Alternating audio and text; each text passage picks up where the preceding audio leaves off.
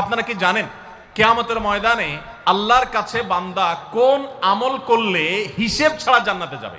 জানেন কেউ? বলতে পারেন কেউ? ভাই, আল্লাহর কাছে হিসেব দিয়ে জান্নাতে যাওয়া কি সহজ কাম না কঠিন কাজ? আরে আল্লাহর কাছে তো অনেক দূরের কথা। আপনি যে প্রতিষ্ঠানে চাকরি করেন তার মালিকের কাছে, উপরস্থ বসের কাছে একেবারে পুঙ্খানুপুঙ্খ করে প্রতিটা পয়সার হিসাব দিয়ে একদম সবকিছুতে পারফেক্টনেস প্রমাণ করা, এটাই তো একটা কঠিন কাজ, দুঃসাধ্য কাজ। সেখানে সারা জীবনের হিসাব আল্লাহর কাছে দিয়ে পাই পাই করে তারপর আপনি জান্নাতে যাবেন, বিষয়টা এত সহজ না। তাহলে হিসেব ছাড়া আল্লাহ তাআলা এমনিতে বলবেন হিসাব টিসাব নাই, তোমাকে এমনি জান্নাতে দিলাম, এটা চান আপনারা?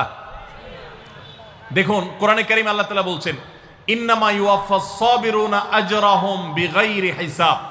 আল্লাহ বিনিময় দেওয়ার ক্ষেত্রে, সওয়াব দেওয়ার ক্ষেত্রে দুনিয়াতে যারা সবরকারী হবে, যারা ধৈর্যশীল হবে, যারা